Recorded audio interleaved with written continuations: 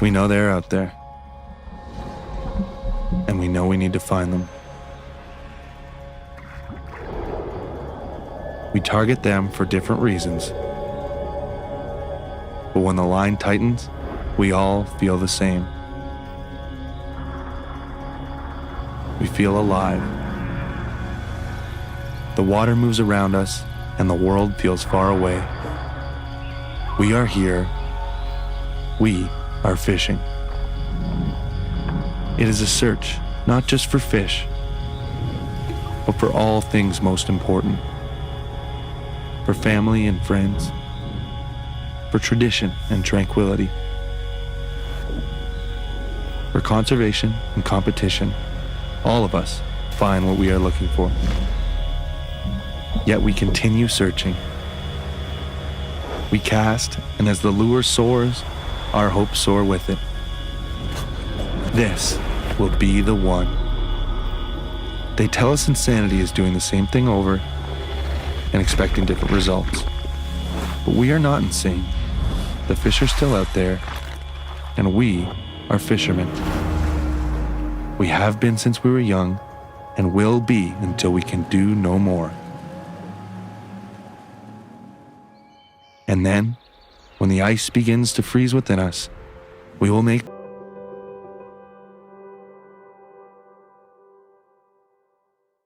If you're Mark Healy, you don't just live on the water, you live for it. You get up, get your shades, grab a spear, grab a boat, grab a friend. Okay, take a breath. Hold it. Hold it. Here, hold this. Go, go, whoa. All right, now find something to jump on. It's probably too high. It wasn't too high. Time to get going? Time to keep going. How's that feel? And now this is living. For those who need water to breathe, Costa sunglasses.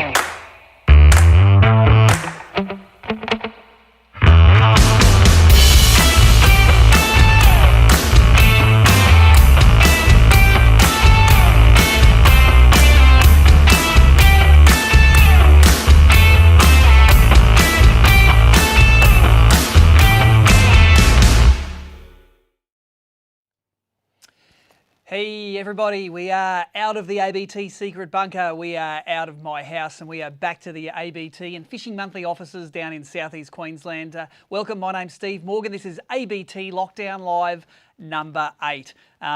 We started it because we thought, hey, we're going to need to do something. We're not going to sit at home and do nothing while the coronavirus wave sweeps over us all. We've got together, we've called up with some great AFC anglers, some great ABT anglers, some great ABT sponsors, and of course all of you, the great ABT members that make ABT exactly what it is. We've given away some great prizes, we have got some more great prizes to happen, and we have got some great stories, both in the past and coming up down in the future. So lots happened since then. Coronavirus in Australia, we've done pretty well actually. Don't know if it's good luck or good management or maybe a little bit of both, but we're looking pretty good at the moment, to the point where we are back doing exactly what we want. And I know I wasn't here last week, and firstly, big thanks to Nicole Smith, who's sitting over there now tonight in the ABT office getting the show done. She jumped in at short notice last night.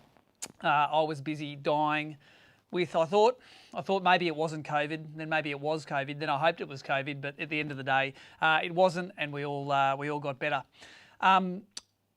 But we are now all fishing again. Victoria was the last one across the line. I know the Victorians held out for a few more weeks longer than the rest of us, but we are all back fishing again.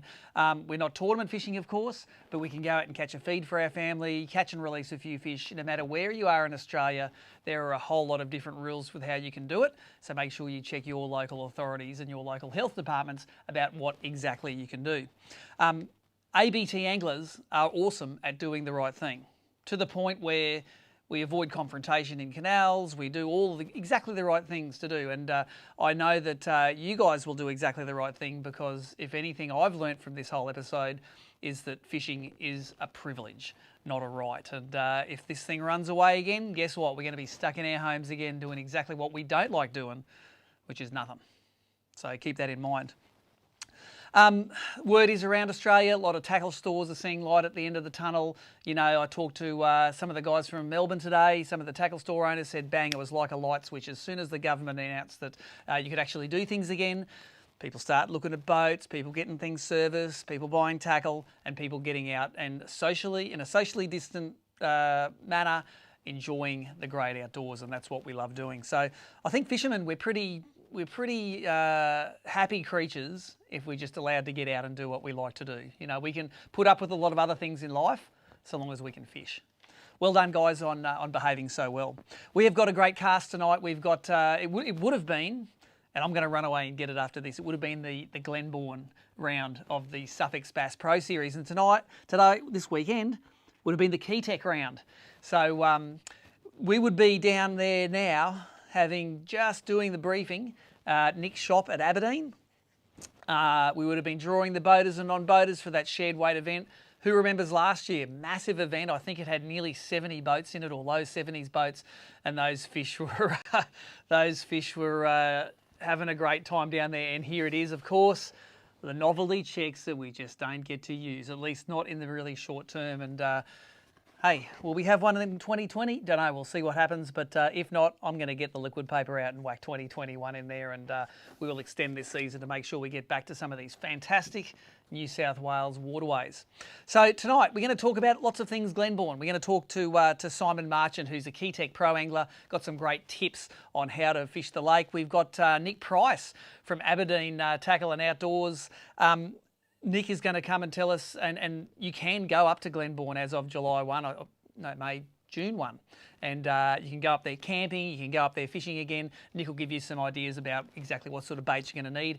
In fact, he's got them there ready for you to go. We're going to talk to last year's absolute megastar on the Suffolk Bass Pro Series, which is Graeme Ford from Narrabri.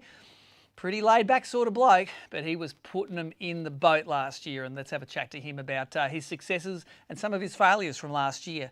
And we've got the absolute AFC legend and ABT sponsor, Steve Duffman Duff. He's going to talk about everything from fishing in AFC to rolling cars over in WA, so make sure you wait for that. We've got a Show Us Your Boat segment. We're just going to wait to see who that's with tonight. And of course, to finish off tonight, just like last week, we have the Zen Master of AFC, ABT, and everything in between, John Schofield. I caught up with him a couple of weeks ago, and we've got the rest of our interview that we couldn't fit in last week. Like always, plenty of prizes in this joint. The first comp, and the one that I know you're all going to be commenting already on in the comments there, is tell us where you're from. What part of Australia? What state of Australia? Tell us what town you're from, and Nicole will randomly pick someone out tonight to win some Costa hat and merchandise, an ABT jersey in your size. We'll make sure we ask your size when you send us your address through later tonight. If you're the winner for that, we're going to draw that later tonight. All of the prizes we draw about 3/4 of the way through the show. You'll all notice the sidebar, the chat bar in this YouTube channel. Make all of your comments there. Keep them civil, folks. But there are a lot of our guys from tonight who are going to be presenting on the show are going to be in the sidebar there to talk. So if you want to talk to Simon Marchant about Keitech, Nick Price about anything fishing Glenbawn, and in fact all of those guys, most of them will be on that sidebar on the show there tonight. So get your prizes in, get your where you're from answers in. We're going to get them there. And before we go to our first segment from Simon Marchant, I'm just going to run through some of the snap your doodle tackle that Keitech have got for us here. They've got some easy shiners, some jig trailers. There's a couple of skirted rubber jigs here. We've got some more single tail grubs, more jig trailers, some spider grubs that we're going to hear about a little bit about tonight. We have more spider grubs and more 3-inch easy shiners there. More jig trailers and some of the little swing impacts there. So there is probably be close to $200 worth of baits there.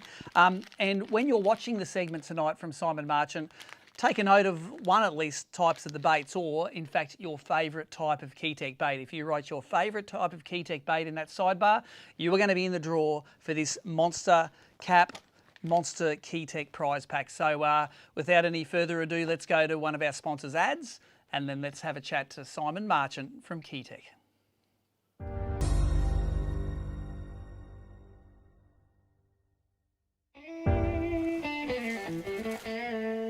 What them sons of fish is up to now? Fellas, I give you the Force Trolling Motor. It is the most powerful, the most efficient on the water. Yep. Most powerful. We're really in trouble now. And it's quiet, too. You can't swim here. What a dumb bass.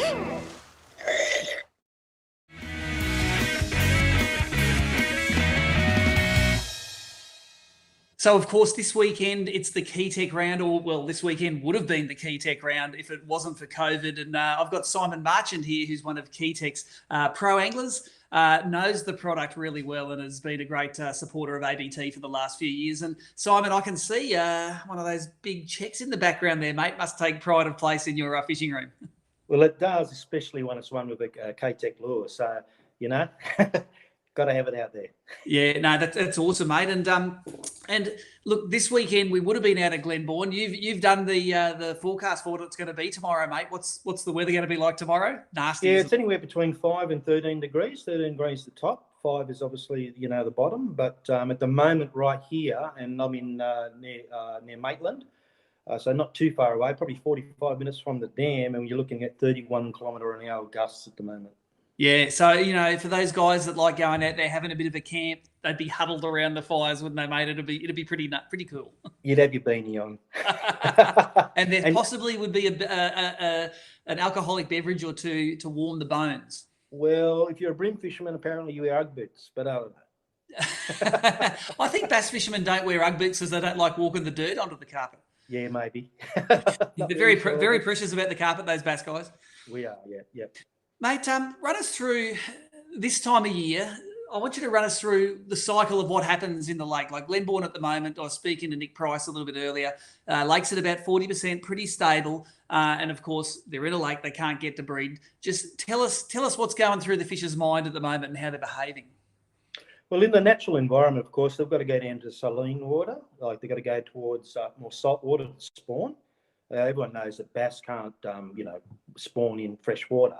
But the natural instinct's still there to travel and, do their business. So traditionally, I think what the fish do is try and feed up this time of year, and not being a lot of flying insects around. Because when you think about the two largest, I suppose, food sources for a bass would be surface, a bug, beetle, cicada, for instance, or yabbies or, crawfish. Yep. So if you're looking at that, crawfish at the moment in hibernation, not a lot of flying insects around. So matching the hatch with things like, swing impacts, Keitech swing impacts, that's what they're eating. So they're going to feed up on that sort of thing before they go off and, do their business, so to speak. Well, take us through how you'd rig up one of these Keitechs for fishing this weekend. Say you were getting ready for the tournament. What sort of outfit, what sort of rig, what sort of jig heads? Run us through the Keitech system. Okay, so the Keitech system really is, and like the number one bait for me, I believe, in St. Clair and Glenbawn is a little 2-inch Keitech swing impact, just like that.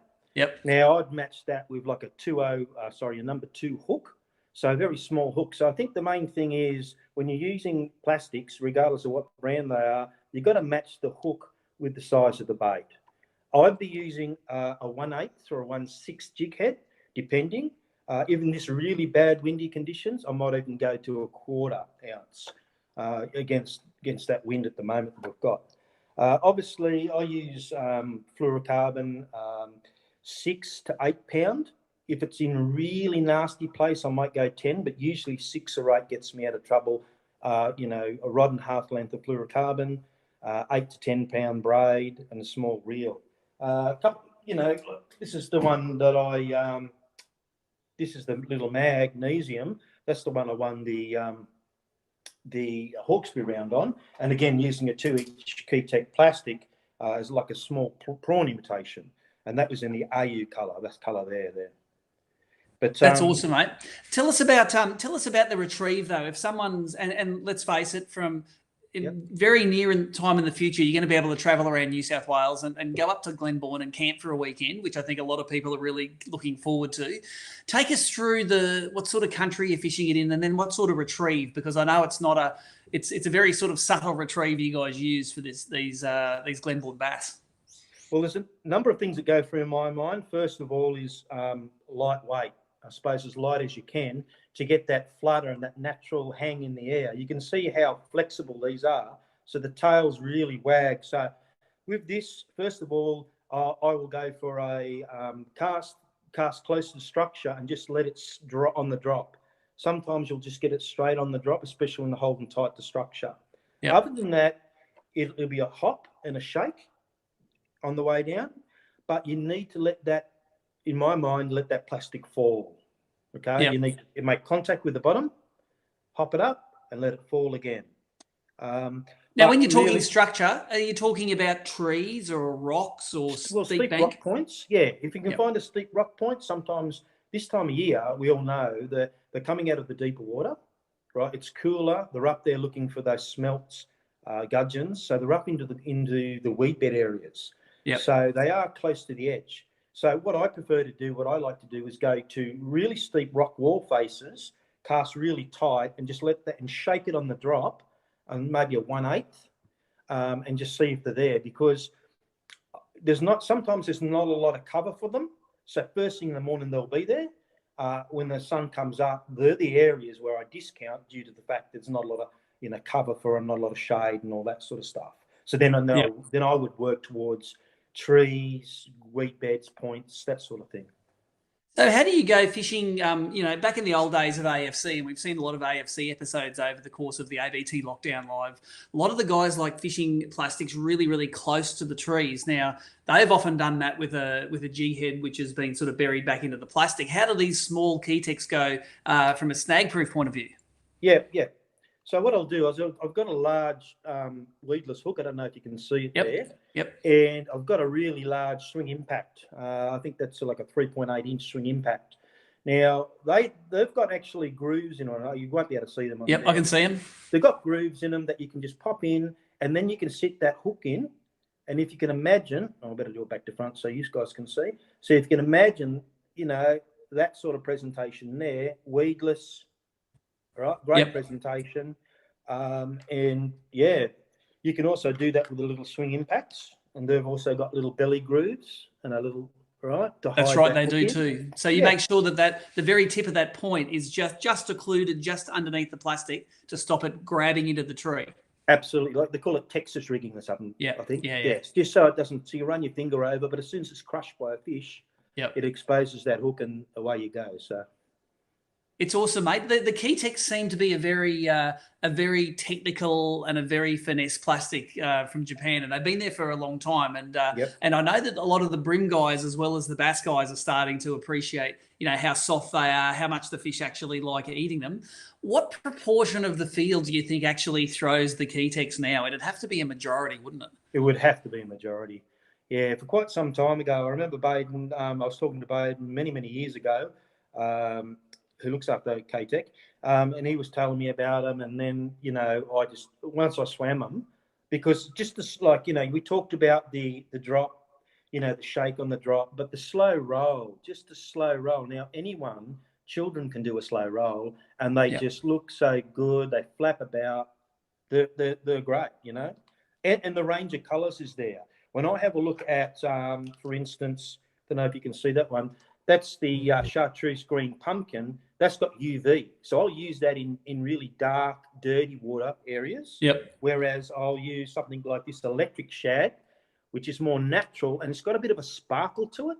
Yeah. That there, easy shiner, will be great with the sun out. So different things like that. You've got the swing impacts. Now you watch how soft that is. Yeah. Fantastic slow rolling bait.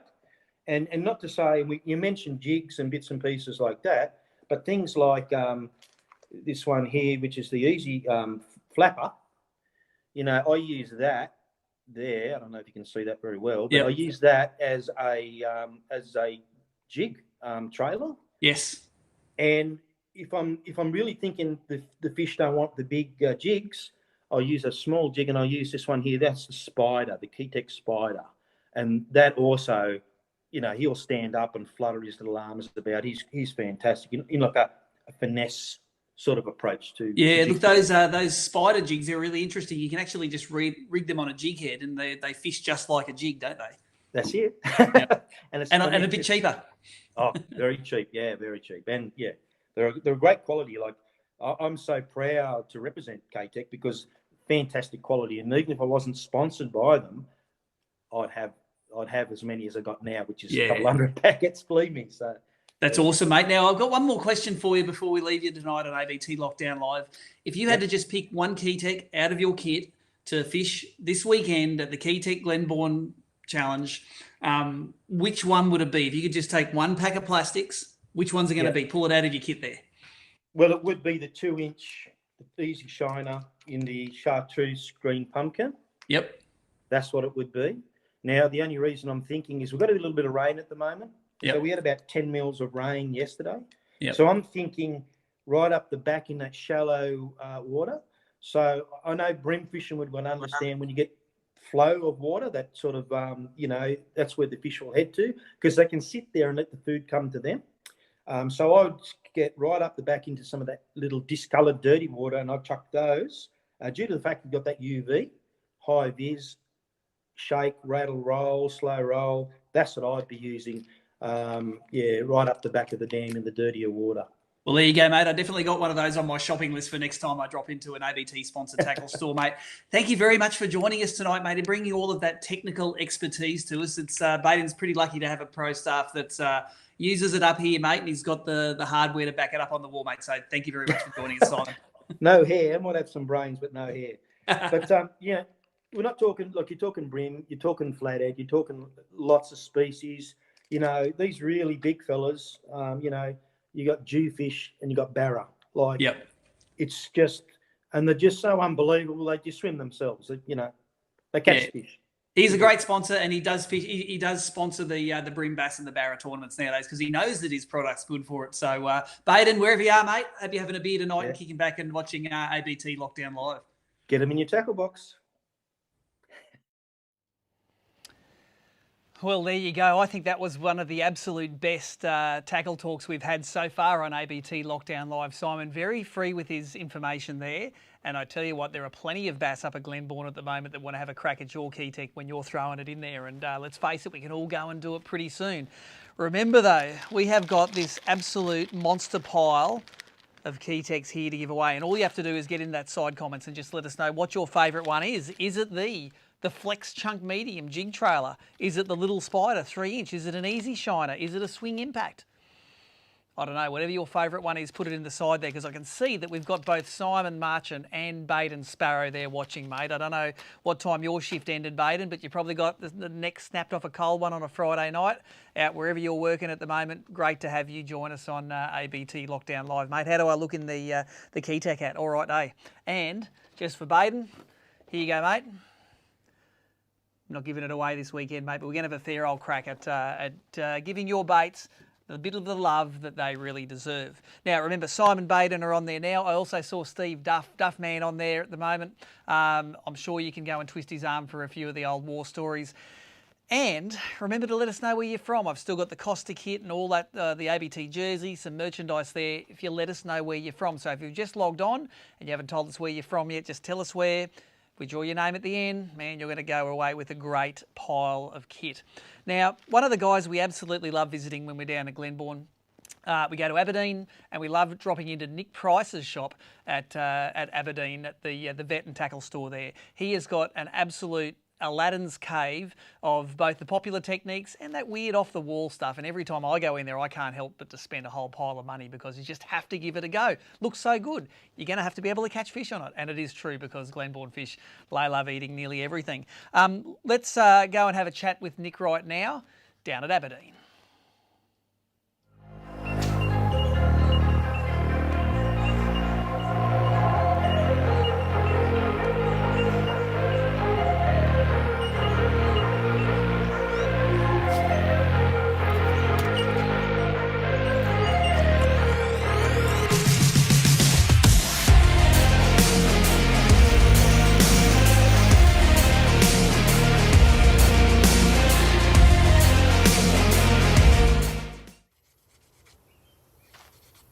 Hi. I lost a big fish earlier today. Wasn't using suffix. It was about this big. Look, slow down there, cowboy, okay?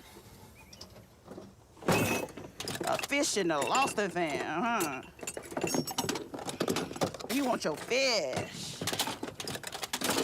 Sorry, honey, that fish is gone. Always use the best line, Suffix 832.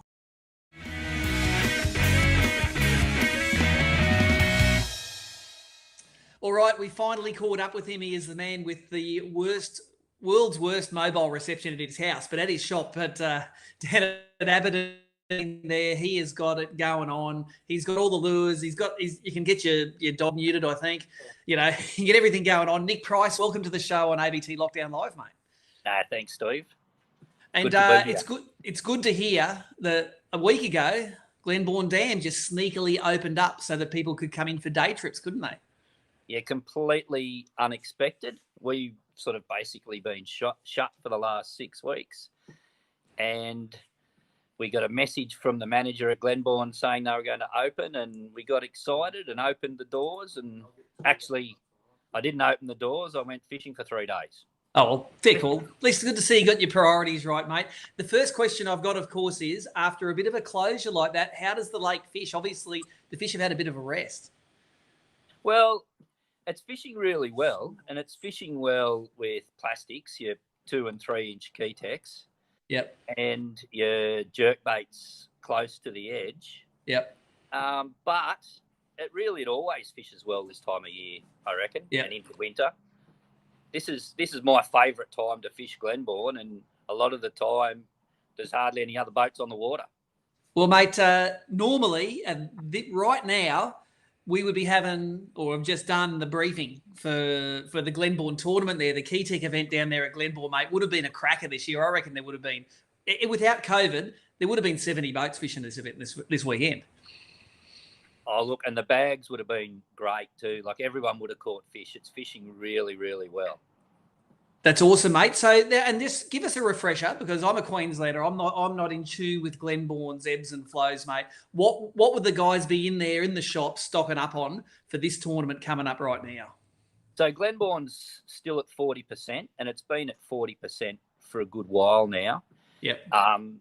There's a little bit of water going into Glenbawn, but not enough to affect it that much. And up the back of the dam, it's fairly dirty. Yep. So sort of from Big House Bay back into the main basin, it's fishing well with 2 inch Keitechs, 1/6, 1/4 jig heads, and your double clutches. Yep. Tight to the edge. Yep. With a long pause on your double clutches. So I know a lot of bass fishermen, you don't get that jerkbait bite all year. And in fact, we've worked out over the years, it tends to be a colder water, clearer water thing. So you're ripping those double clutches down and just waiting, and it's happening, eh? And it's just great. They're just hitting hard. And can I tell you, the bass are cranky. I'm not sure if it is the time off they've had, but they are cranky. They are going hard.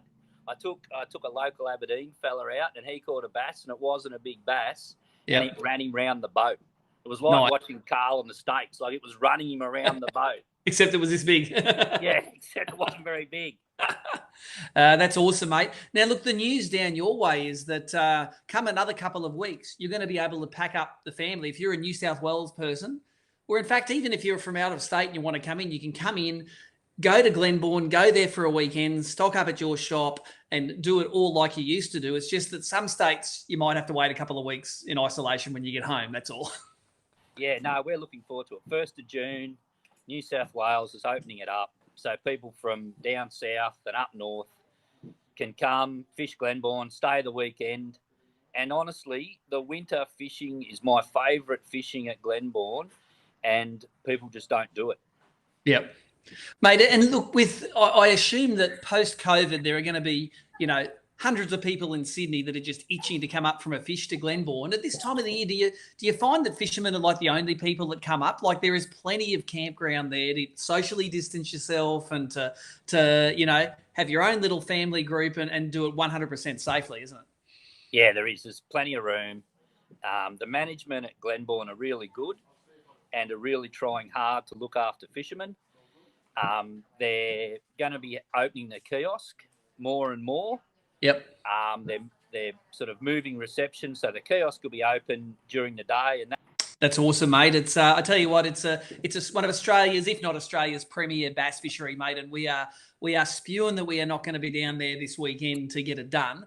But rest assured, we're going to be back down there as soon as we can to either make that event up or as part of a new series. A lot of people asking us at the moment, what are you going to be doing? It's like, you know what, as soon as the borders open, we're going to resume our calendar. And then if we have to do some makeup events, we're going to do some makeup events. But in lieu of that, you've got some exciting news about what's happening maybe early next year, Nick. Tell us the big scoop about what's going to be going on. Well, we love Glenbawn, and one of the things we love about Glenbawn is that the bite changes throughout the year. So in February, you've got that deep bite. Sort of in winter, you've got that plastics jerkbait bite. Yep. In September, you've got the jig bite. And then in November, you've got that reaction bite. So next year, we are going to be running a teams competition out at Glenbawn. Yep. A 4-round teams competition. Yep. With a round at each bite, and have a prize for the overall champion. That's awesome, mate. And that's something that if you, like, say, live in Sydney and you want to come up a few times a year and fish it, everyone's welcome? Everyone's welcome. We're going to have a pre-fish ban from the Monday to the Friday, so you can't fish the Friday. Yep. And then a Saturday, Sunday session where you finish at lunchtime Sunday.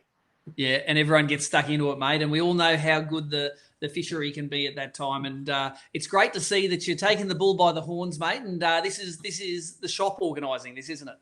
So this will be the shop organising this with the help of ABT. Yep. Running it through the shop, sort of having proper prize money, proper teams event, and try and crown a Glenbawn champion that can fish all different types of bites. That's right. And to win, of course, an overall trophy, you're going to have to be master at most of those techniques and maybe scoot you through your way through some of them that you're not that good at. But being that all-round angler is what it's all about, mate. And we know a bass angler needs all of those techniques in the box. If all you do is throw 2-inch plastics, you're not going to win that title all year long, are you? No, that's right. That's right. It's really going to sort out people that are good at one technique or have a favourite technique. They're going to have to get their game and practice them more. Now, one of the things I loved watching recently was the highlights of the event at St Clair and how focused a lot of those fish were on topwater baits. How long into the season do the fish still bite on topwater? Are they still going now, or is it getting to be cool for them? Can I tell you, we've come back and people are still catching them on topwater. Yep. So, they're still going. They're still going on topwater. The fish, some of the bigger fish are really tight to the edge. Yep. So they're still hitting topwater tight to the edge or under a shag tree. It's really interesting. You know, I always thought a bass's most comfortable temperature is somewhere in the teens, 14, 15, 16, 17, 18. They don't really like that 25 to 30 degree water that we like. They tend to like it a lot colder, I think. And I think I've always had my best bass sessions have always been when that water's cooler, mate. So I think it's coming right into the zone there at the moment, mate. Anyone who hasn't been to your store, anyone's thinking of going to Glenbawn and are crazy enough not to have dropped into your store, because what's on the wall behind you there is only about 5% of all the cool stuff that you got in your store, mate. Just give us a quick rundown of exactly where you are and how awesome the boat parking is there. We cater for all the different techniques. Glenbawn has lots, you use different techniques at different times of the year. So we have plastics and jerk baits for winter, and we have your deep bite baits. We have all your different braids. We have your reels. But we also cater for people that want to experiment. So we have all your gear you need for drop shot. We have tungsten nail weights if you want to stick one in a tube and throw it into a brush pile and let it shoot down into the brush pile away from you. We have all the quirky stuff that people can come and have a look on the shelf rather than just see on a computer screen, check it out, buy it, take it out, muck around with it, and try it. And one of the reasons that we sponsor ABT and love ABT and love the tournaments, because the blokes who fish the tournaments and win the tournaments, I find since I've had the shop, they do try all these different things. Yeah. Oh, that's awesome, mate. Look, I know that your shop is about, I might have it wrong, it's only 100 or 2 metres from the turn off to Glenbawn, isn't it? So, like, if you're dead set, if you miss it, you need to give yourself a slap in the face and turn around because your eyes have been painted shut, I think. Yeah, that's right. We're right near the turn off to Glenbawn, boat on the roof, next to the hotel. So it's a perfect spot to stop. That's it. And you can pull your whole boat, car, everything all rigged up straight out the front door, basically, and away you go, mate. So all of you guys out there, you've got no excuses not to drop in and see Nick. He's an absolute champion of a guy. He's getting involved in the running of the tournament. He's a sponsor of the tournaments you love most. So, Nick, thanks for joining us on the show tonight, mate. And we're really looking forward to what you've got all set up for everyone in 2021, if not earlier. No, thanks very much, Steve. And thanks for your support of the industry. Well, there you go. What an absolute bloody champion guy. And what other tackle store in Australia can you get yourself a pack of drop shot sinkers, some Keitech Easy Shiners, and a 10-pack of elbow length gloves? Everything you need for a good day up on the lake, isn't it? We've got plenty of guys entering our tournaments tonight. We've got plenty of people have entered the Where Are You From competition. We've got plenty of people told us their favourite Keitech bait, and that's the gun prize tonight, is that big box of Keitech baits. But we've got another one, and it relates to our next person we've got coming up. I've got a big pile of AFC DVDs here and a Mercury cap. I have got AFC series 4, 5, 6, 7, 8, 9 and 10, even though it's not in a flash case. It is AFC number 10. And I'm going to give it, not to the first person, but to one of the people that let us know on the sidebar just how much this next man lost the grand final by in 2019. Let's roll to an ad and come back with Graeme Ford.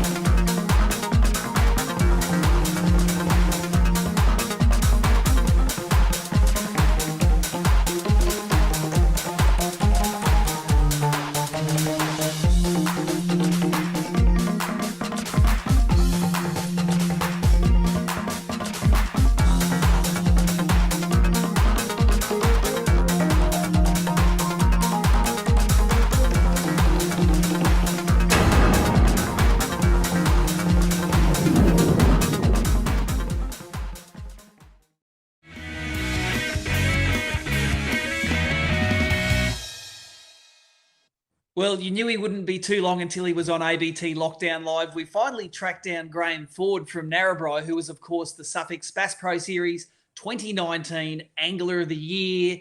He came second in the grand final. We'll talk about that in a little while. But he also won the Australian Open last year. So by anyone's standards, including Carl Jochimson, he has had a killer year and the best year ever in the Bass tournaments, mate. So, Fordy, well done, mate. It's a shame we couldn't continue the role this year with the coronavirus. Yeah, no, thanks, Steve. Thanks for having me on the show. It looks like that your premier is not going to open the borders until September, so we might all have to head up and go barra fishing. Yeah, mate. Well, look, and that's, everyone asks us this at ABT. It's like, when's everything getting back to normal? It's like when all the borders are open, because we're a national circuit, we have to have it, or at least the East Coast states all have to be open. And at that point, within a week or two, we'll be able to just go and resume with our calendar. And if we have to do some makeup events or juggle something around next year to make it all work, then hey, we're going to do that. But we've already got on order the 3 bluefin boats that we're going to give away this year. We've got a bluefin. The biggest one is given away in the Bass, the medium one in the Brim, and then the smallest one in the Bass Electric. So we are ready and raring to go just as much as you guys are. But while we can't fish, of course, hey, we're on ABT Lockdown Live, and this weekend would have been the Glenbawn event, mate, the side of your last big victory where you took home $10,000 from that Rapala Australian Open. Yeah, no, well, I was looking forward to it because I think I got 7th in the round there this time last year with the big field. I think there was 68 in the field. Yep. And fished pretty good. So I reckon I would be fishing good again now. That's right, and she opened up again a couple of weeks ago. There was a fair bit of behind-the-scenes work actually to try and get all of those impoundments opened, and I was involved in a few of the behind-the-scenes committees to help get those fisheries open, because you guys living in the country can't just duck down to the local beach like a lot of New South Welshmen can. You need to be able to get into those impoundments, and thank God they're at least open for day trips now. And heard you snuck down there for a bit of a fish. What was it like? Yeah, no, the fishing was pretty good. They sort of turned to the plastic bite, so we caught in a day and a half. I think we caught 30 to 40 bass, all on plastics. Yep, awesome, mate. And that event that we had last year, like, assume that the event was on this weekend, mate. What would be your gun plastic that you would tie on to make this all happen? Well, I got a couple of plastics here that I fished last week and last year.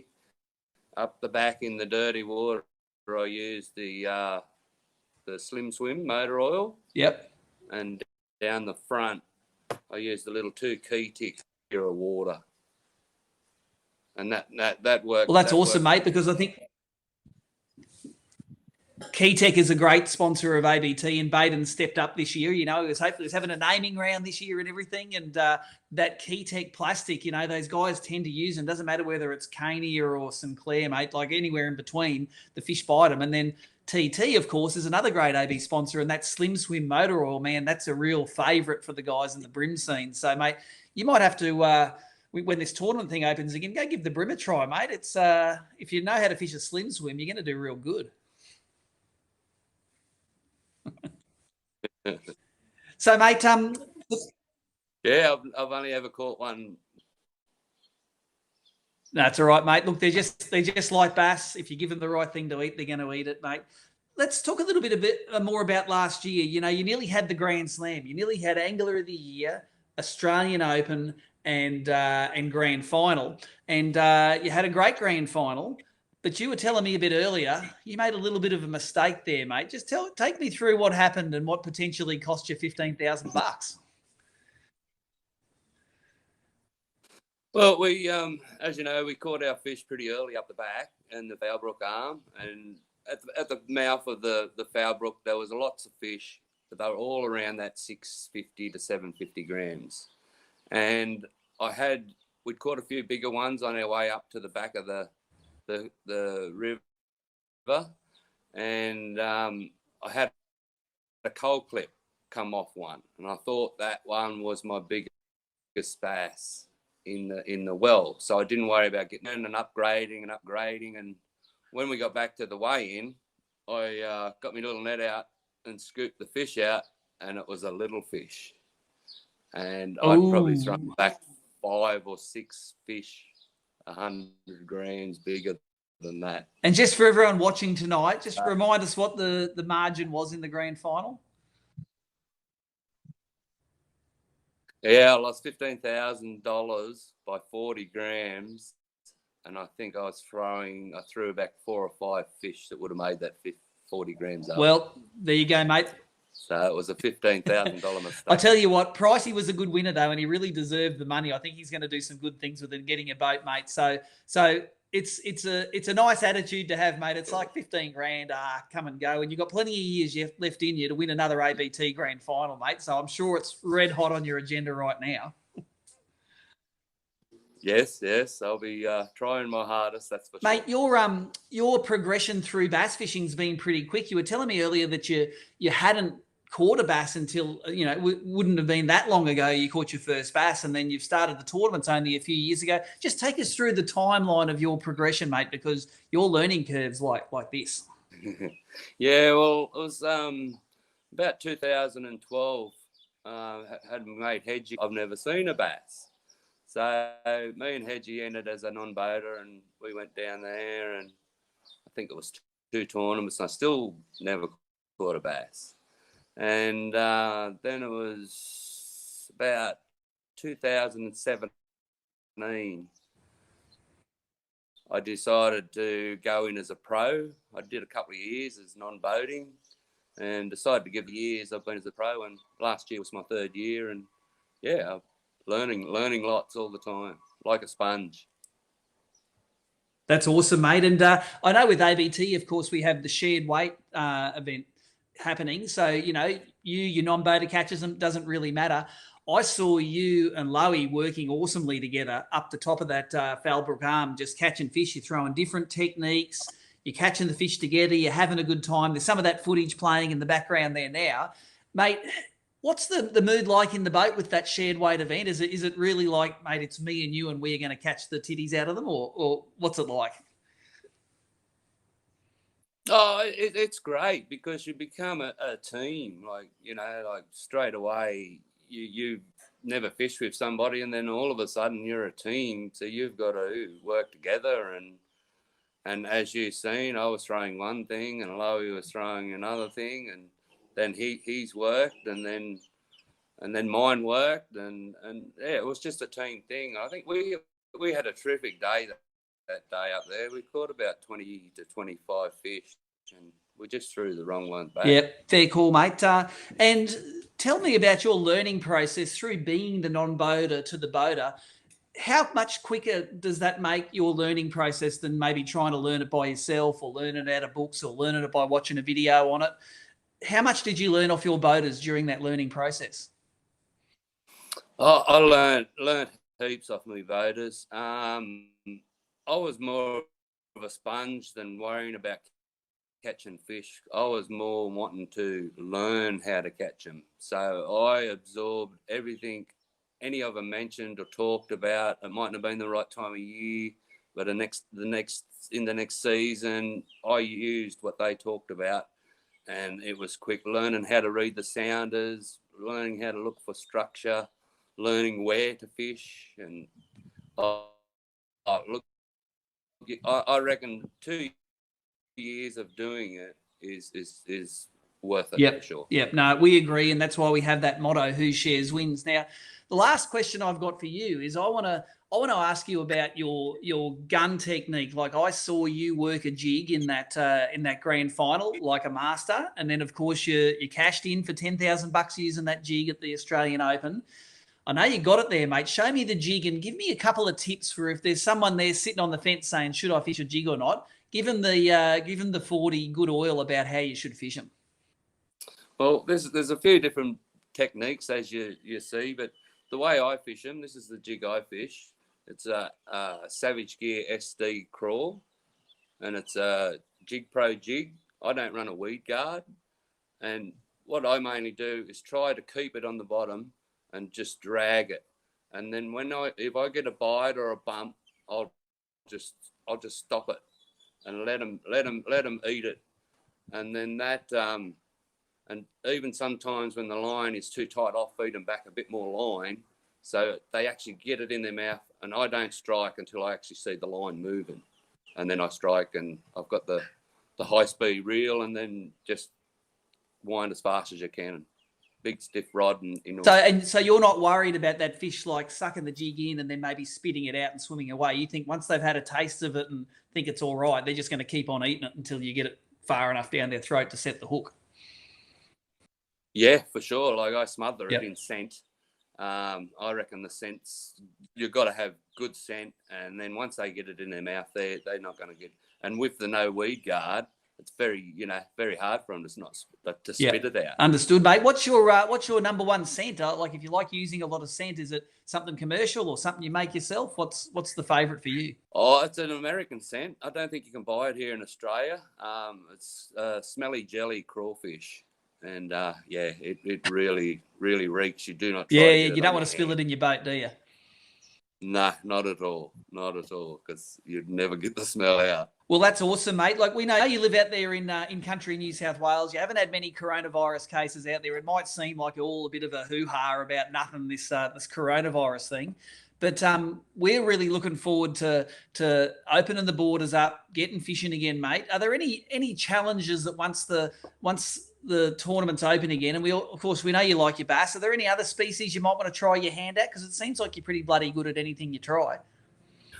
Yeah, well, we're going to go up and do your barra tour this year. I've never caught an impoundment barra, so really keen to go up and give that barra tour that you do up in Queensland. I've never fished any of them dams, so it'll be all new to me, but yeah, really awesome, mate. Well, your sounder reading skills and your level of patience for the bass are going to be a bit of an asset there. And we have a few of the guys come up and do it. Mark Lennox and Steve Duff come up, and we've had plenty of bass guys do pretty well over the years. A few of the bass guys I know, John O'Bale, and I think it might have been Paul Aldous or someone like that, came up and did the Australian Open, did pretty well at it.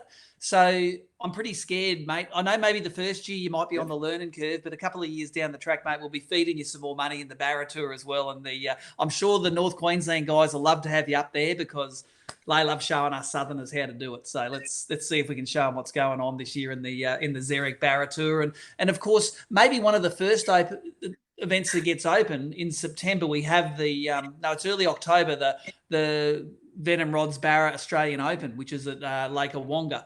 So, mate, we're just hoping that we get to go fishing at some stage this year. Of course, you'll be welcome to come to any of the events, as you will with any of our viewers here. Any sponsors that you want to say thanks to, mate? Because you've had quite a journey and you've made quite an impression in the last couple of years. Yeah, there's a few sponsors. I've got Nick from Aberdeen Fishing Outdoors. Nick and Jen look after me really well. Pete Fogarty from Baker Rods. Pure Fishing. I've been dealing with Pure Fishing, and they've been looking after me with their products. And Garmin's I ordered me 2 new Garmin's yesterday. So I've got a couple of new Garmin's coming next week. So that'll be interesting. Awesome, mate. And that's a couple of really good projects to get cracking while you maybe locked down a little bit, mate. I know they're a great sponsor of ABT as well. Amazing technology. Just make sure you spend more time actually fishing than just watching the computer screens and seeing those fish swimming around, mate. So, Fordy, thank you very much for getting the technology going, mate. I know it wasn't easy, but we got it happening in the end. And thanks for joining us tonight on ABT Lockdown Live. Much appreciated. Thanks for having me, Steve. Hey, we're back. How good was that, Fordy, telling it how it is there in his time nearly winning the Bass Pro Grand Final last year and winning that Australian Open. Of course, he told you all the margin by which he lost it and maybe some of the mistakes he made along the way. It's pretty cool. Hey, you can write that weight down in there now. You're in the running for those AFC DVDs. You don't have to be the first to say it. You just have to tell us how much he lost that grand final by. I'm just packing up these Keitechs at the moment. Time is running out for some of these competitions. If you want yourself a big pile of all of these Keitech plastics, then make sure that you put in the comments what your favourite Keitech is. And of course, if you haven't let us know where you're from, make sure you throw that up in there as well. And of course, our big prize tonight is this. And here it is here. This is the Club Marine AFC jersey. This one here signed by Steve Starling, Adam Reuter, Darryl Beattie. Who we got there? We got Matthew Mott, Dizzy Borg, Karen Taylor, I think Timmy Morgan, Jace Wilhelm, a couple of scribbles, I can't remember who they were. Duffman, who's on the segment next, Jason Medcalf, Harry Watson and Scotty Towner. How's that for an absolute all-star cast back in the heyday of AFC? Now, to win that, you had to enter a competition on ABT's Facebook page a little bit earlier in the week. Now, we're going to draw that after Duffman's segment. So let's have a word from one of our sponsors and come back with one of the true ABT stalwarts, Steve Duffman Duff.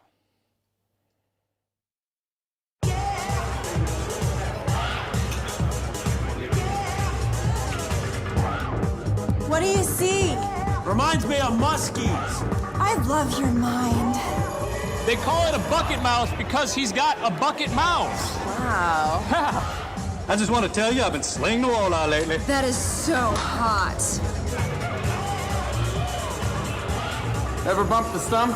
Suffix 832, the line that changes the game.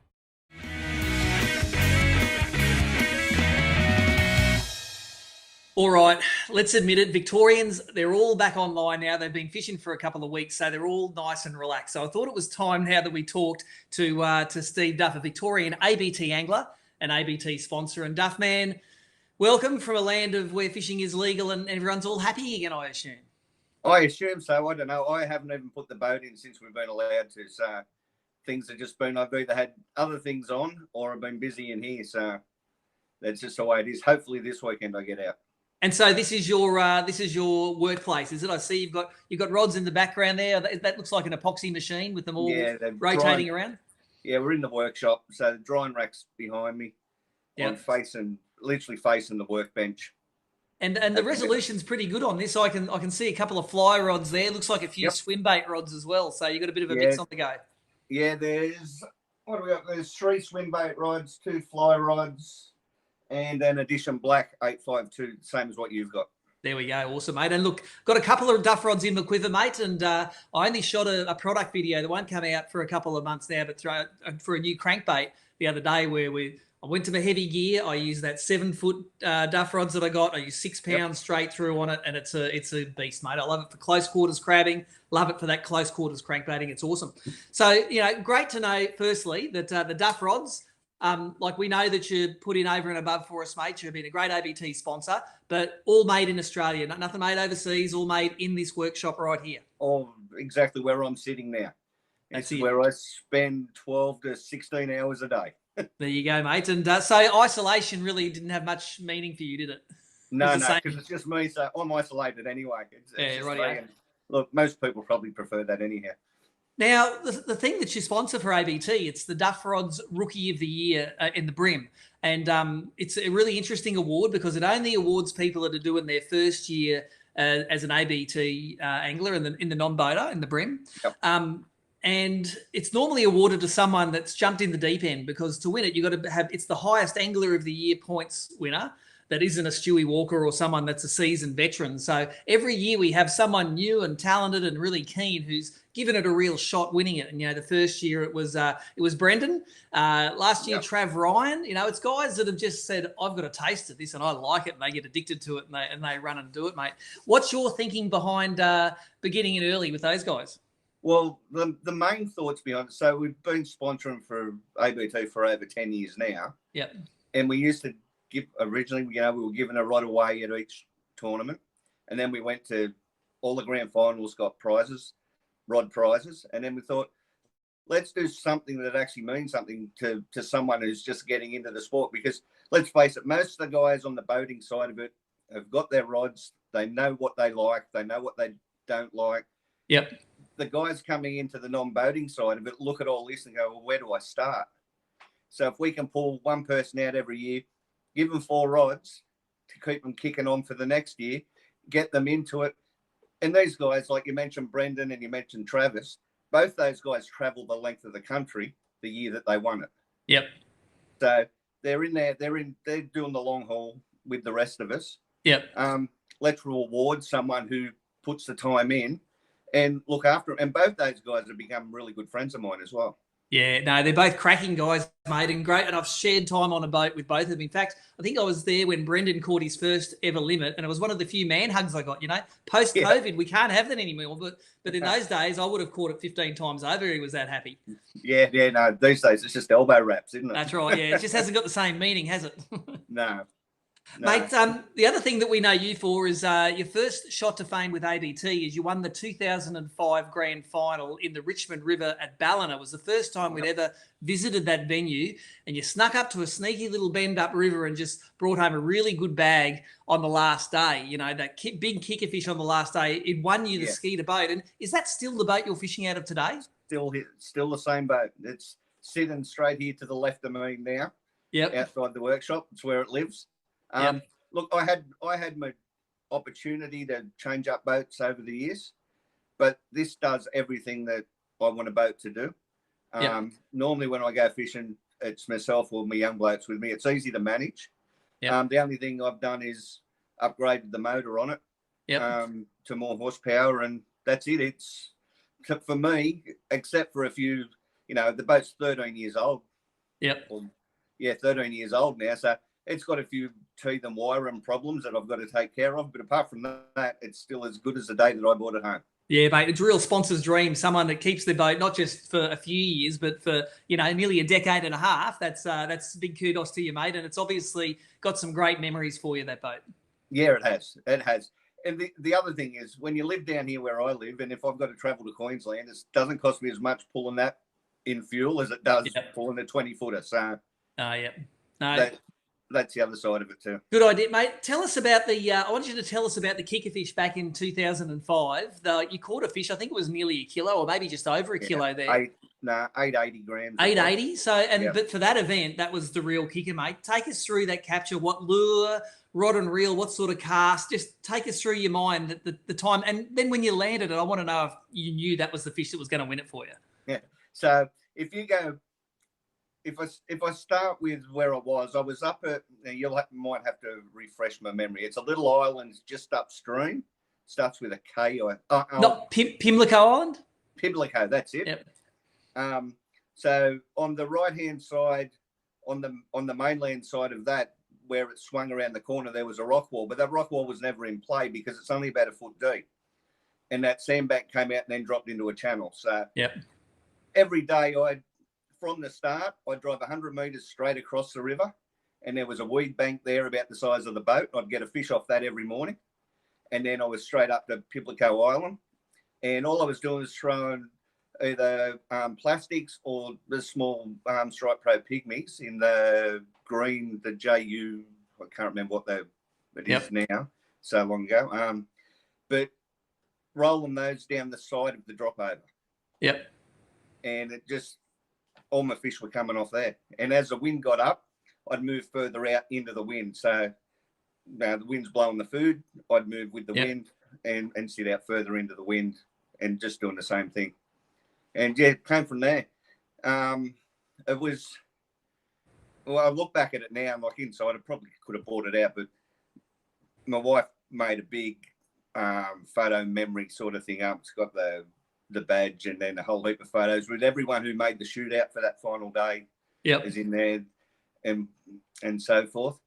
And I look at when I look at the scorecard for it now, I have a chuckle to myself every now and again. I won that grand final with just over 6 kilos of fish for 3 days. Yep. That's just an average day out down here. Yeah, that's right. But it's all relative, mate. A 2 kilo bag up our way is a good bag. So it's like catching a 4 kilo bag at Gippsland. So and that kicker fish that I got on the final day, I just caught a soapy due the cast before it. Yep. And I thought, oh, not another soapy. And then I saw it.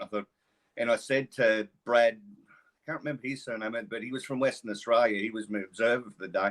Yep. And I put it in the net and put it in the boat. And he looked at me and said, I think I've just won this. I said, because I haven't seen a fish like this come in the whole weekend. Yep. Most of them are all like, if you got a 27.5, 28, you were on a cracker. And this was a solid, 32, 33. So. Yep. No, mate, it was good. It was a great event. And it was, we had the weigh-in at the footy club at Ballina. And it was the first weigh-in we ever had with like a grandstand at it. So, we had the Reef Science tank. It was actually a pretty good deal. You could drive your boats through and, they were the good old days when towns appreciated that you went there rather than put up all these barriers to you coming, I've noticed over the years that if we wanted to do the same thing nowadays, it'd probably cost us $5,000 in permits and fees and obstacles to get it done. More than likely. And if you remember back to then, like my memories not as good as it used to be, but that grandstand, it was your typical football ground grandstand. I'm pretty sure it was pretty full. Oh, yeah. There was nothing in the old days to have 1,000 people at a weigh-in, mate. That was, it was a spectacle. So, and hey, no, you couldn't do this in those days. You weren't just sitting there looking on Facebook all day. You had to That's go right. and do things. So if we were the thing to do in town, then it was happy days. And I remember it as the only weigh-in for the grand final we've ever had that had bikini girls there. They had Evinrude on their tops, I remember. Yeah, the Evinrude bikini girls. Simon also remembers it. Mate, from that, you qualified for the Australian Fishing Championships, AFC, and you did a couple of years on AFC. What was your standout moment on AFC? I know there was some, we had ups and downs during the AFCs. What was your standout moment or your standout fish capture in that couple of tours? Look, probably the first thing with AFC, and anyone that asks, I tell them the same thing. It is the best road trip you'll ever go on. It was pretty fun. It is just the best road trip you can be on. It's awesome. And probably the first round of Foster. I didn't know what to expect of myself in that first year. That first round at Foster, it settled the nerves. I got my bag and, just, righto, I can actually do this. It was, that was probably the big standout. If there's a downer, it's probably Ben Godfrey putting diesel in the boat. That was that year, was it? That bastard? That was the following year. That was the next year. Yeah. Okay. I did some filming with Ben only a few months ago, and I did mention it to him. I did call him Diesel, and he's like, "Oh, you remember, don't you?" No one else remembers. A little bit hard to forget. Yeah, no, they were stressful times. As I say, we have our ups and our downs, but at the end of the day, that's what insurance is for, and that's what sorts it all out, mate. And I know that this jersey here we're giving away on this episode, it's signed by all of the people, the Scotty Towners, Jason Medcalf, Harry Watson. Look, we got Steve Duff, Duffman right here. So, mate, this is a real collector's item that we're going to be giving away at the end of the show tonight. So, some memories there for you too, I bet. No, it is. Yeah. No, it was, like I say, it's a great, best road trip you can go, but just the camaraderie around everybody that was there, the fun that we all had. And if anyone thinks it's about going fishing, they're wrong because it's a TV show. Some days we'd be on the water for 6 hours, other days we're only out there for 3.5. Yeah. So it was just a great time, and it was a time to me where it was the peak of AFC too. Yeah, look, and all of those episodes from Series 5 and Series 6 that you were on, we're going to make the ones that aren't live. They'll all be live by the end of this show, so that any of you guys out there that haven't seen them can go and watch them for free up on the web there and see Duffman in action on the brim side of things. Now, one of the things that's happened this year, and I talked to you about this beforehand, I said, am I allowed to mention this? Because this is a really important message for all ABT anglers, especially ABT anglers that loan and borrow gear. You and Trav, when you're over in WA, like anyone can do anywhere in Australia, swerved to Misaroo and ended up putting a borrowed car and boat on its side on the side of the road, and this is obviously nightmare for anyone who's thousands and thousands of Ks from home. But the man, Greg Cooper, who lent you the rig, was very, very smart. Tell us exactly what he did, which made your life really, really easy after that. Best thing that ever happened in that circumstance was about 4 days before I got over there, Greg rang his insurance company up and put my name on his insurance. Yep. So you're a listed nominated driver. That's right.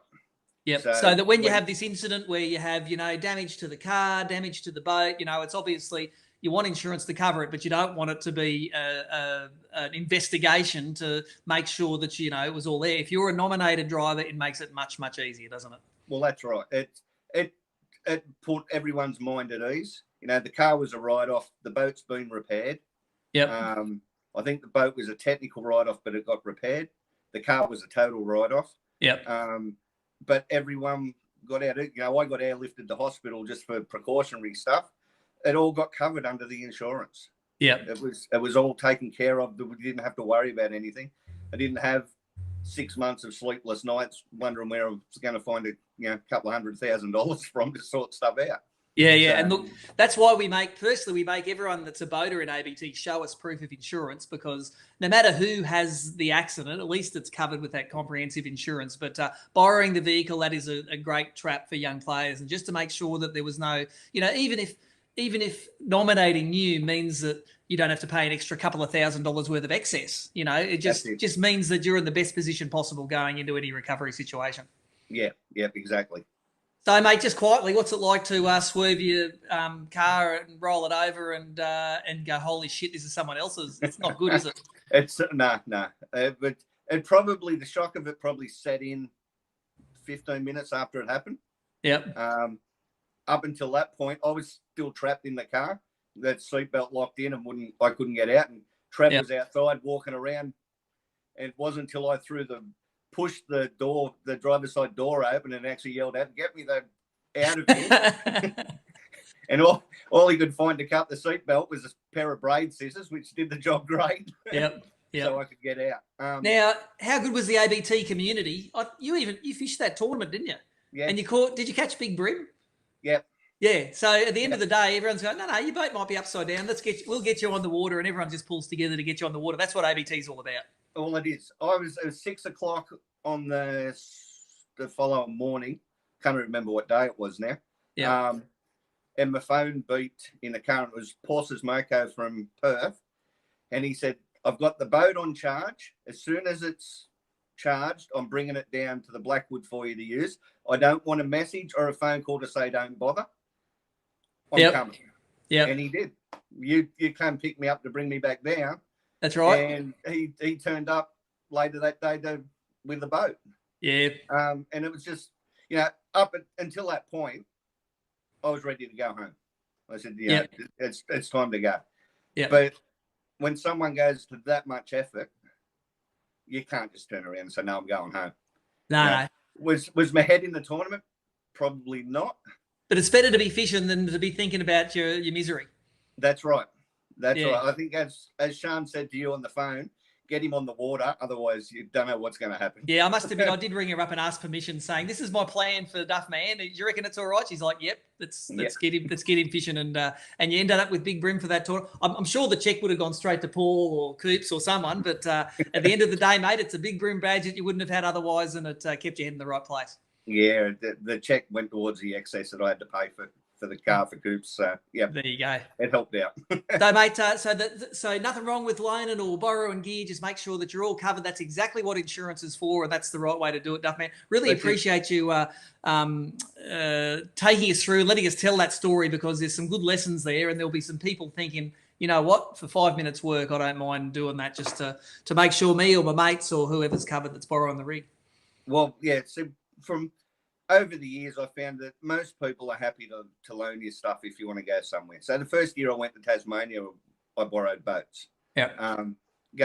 Going over to Western Australia, I borrowed Coops' boat. Yep. But if you can make sure that they're sound, that they're not going to be left out if something does go wrong, that's the important part. No, that is awesome. I also think another really cool thing to do when you borrow boats, and I'm the same, I borrowed boats in WA and other places before. I always like to leave a bit of a gift in it. You know, my theory is it would have costed me $1,000 to hire a boat that probably wouldn't be as good as the one that I'm in at the moment. So, you know, if you spend $300 or $400 on a gift for the boat, you know, because the person normally won't take a gift, but I've been known to leave the odd hydro wave in a boat somewhere, or a sounder, or, you know, some sort of accessory for it. Yeah, I did that with Paul. I couldn't leave anything in the car or the boat for Coops, but we've sorted that out since. he ended up getting a rod. Remember, he lost that rod in Tassie that was brand new. There you go. Yeah, that was a thank you for him. But I left an 852 in Paul's boat without telling him, and nice. He didn't find it till the next day, and then I got a phone call. What? You forgot? No, I didn't forget anything. Didn't forget, mate. Awesome, mate. Tell us, just tell us about what's new in Duff Rod's sphere coming up. Like, have you got time now to roll some customs for people, or are you busy as? Like, if people are thinking about a new Duff Rods, should they get on the blower to you? Yeah, get on the blower. Yeah, I'm busy, or you know, I'm not like it is normal times, but I'll have a good week, and then there'll be nothing for. Yeah, the first week we went into lockdown. The phone went crazy. Yep. The next 2 weeks after that, it was absolutely dead. That was Australia-wide, that? Yeah. Yeah. Last week wasn't a bad week. This week, I haven't had a phone call at all. Wow. So it's just really, really up and down. Yeah. So, yeah, if anyone's after anything, you know, as you can see on the wall behind me, the swim bait rods, and one of the fly rods there is a is actually a 10-weight little short one that I'm developing at the moment for fishing creeks for cod. Yep. You know, and because it's cod time down here at the moment, we've had our first frosts. The crays are out of the mud on the bottom and walking around, so the big girls are out chasing them. So yep, it's swim bait time down here. That's awesome, mate. And we've had your socials playing down below us here. So you've got your website and your Facebook pages, etc., that everyone goes to. Mate, thank you very much for being a sponsor. Thanks for joining us tonight, and thanks for being a great viewer of ABT Lockdown Live. No, thanks for having me, and I can't wait until we get back to fish somewhere. Yeah, let's hope it happens soon. Yeah, hope so. Well, there you go. You have now seen the image of poor old Coops' car and boat rolled over on the side over near the Blackwood River in WA. But what a great story, and what a great story of the ABT community pulling together to make sure that everyone's all right and that people are still on the water fishing. Paul Samasco, bloody champion. Greg Cooper, bloody champion. You WA guys are a special group of people. And if you've got any there watching tonight, g'day to you all over there in WA. We'll unsure if we're going to be there this year, see if we can squeeze in a trip back to WA, but definitely we'll be across there in 2021 to that wonderful part of the world. Now, we're going to go across now because in that little gap when we were talking to Duffman, we drew the winner of this signed AFC jersey. So let's go across to Nicole to see exactly what happened. So it's time to draw the Club Marine jersey for this week's ABT Lockdown Live. We've popped all the names from our Facebook shares this week into our wheel of names. Let's hit spin.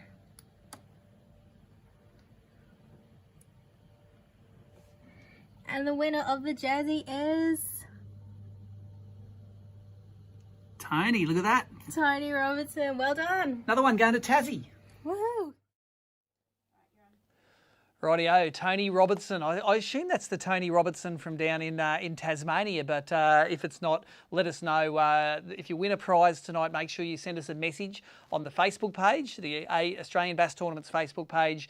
Nicole will field that message and we will get your address and everything away to you. So there we go, we have a winner. This has sat in my house for over 10 years and we have finally got it out there and into the wild where it deserves to be.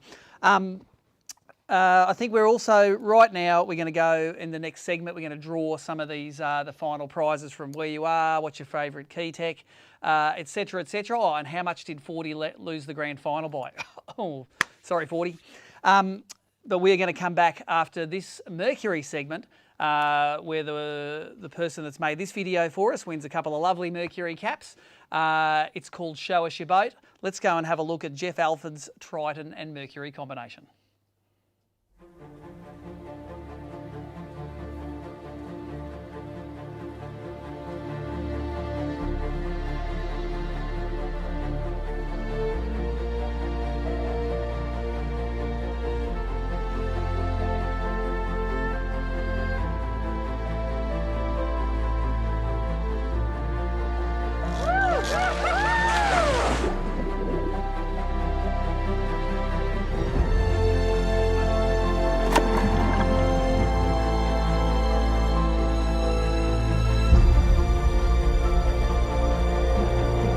God, they're strong.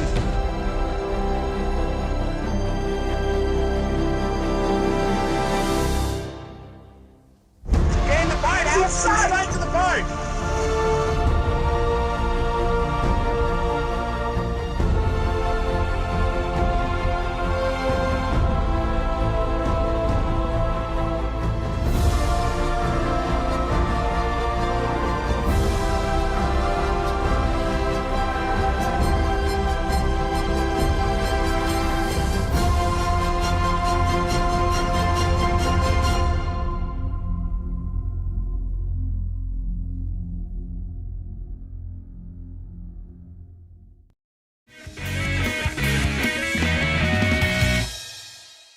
Alfred, I'm just going to show you through my Triton TRX 179.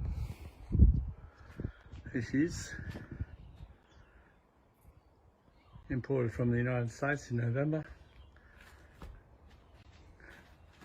Done some modifications to it. Got the guys at Manning Marine to put a min coated Tarova, 80 pound 24 volt iPilot on the front instead of the cable steer that it did have. Ton better motor for me. especially with the spot lock. It's just like glue, holds it to the ground. It's unbelievable. With the foot pedal, with the famous G little table that I made to keep it up out of the recess, which is perfect for the recessed cable steer motor, but or cable steer pedal, but not for that. Changed over to Humminbird helixes. There's a Helix 9 on the front. We've got some controls, nice storage, net, other gear. We've got where I leave my fishing tackle in the middle, and find that the best place to leave it because it's convenient for me and doesn't have to make the non-bird move around for me to get stuff out. Little fridge in the back, single console, which I think is excellent because it just opens up the boat for a lot more room. Humminbird Helix 10 on the back, Lawrence hook, which the boat came with, and it's got a look-through transducer and holds the bottom absolutely perfectly at full noise, so it's not going anywhere. I'm going to leave that right there. Some good gauges, good hook, good switches, LED, lit, nice, very nice chairs, even for a big fella like me, to the smallest person obviously. Room for the non-boaters. Rods over there. We've got some secure storage in the middle, which doubles as a step for the back. Got the live wells with a Jeff Alford made petition for the middle, works just nicely. Bin for storage, flares, safety gear, you name it. Pretty much everything that's not fishing related is in here, for me anyway. Grandpa seat, sorry non-boaters, I don't take that with me when it's comp day. Mercury Pro Access, the most important part of the boat. 115 Pro, pushed by a Laser 2 20 pitch Mercury stainless steel prop. Got Humminbird Mega transducer, which goes to the Humminbird on the front, which is then Ethernetted onto the bow. Nice little feature. Boarding ladder hidden in there, so if you fall out, get back in pretty easy. Lucky enough for me, I haven't needed it just yet. Spare bin. I'll leave that bin empty for the for my mates or non-boaters who come with me. Very nice layout. As I said, with the single console you get a lot more room. It's a lot more convenient. I've had no trouble with it at all. It's got nice cabin lighting inside. It's got good layout. My rod locker storage, I've added up to 12 rods in there. Just leave the rod socks on it and some lure protectors on the lures, and don't have any tangle problems, so I'm pretty happy with that. The little fridge, won't open it, can't get in, so at the moment, but that'll keep, as Kymie says, at least a dozen green cans cold all day for you. I think he takes them with him. And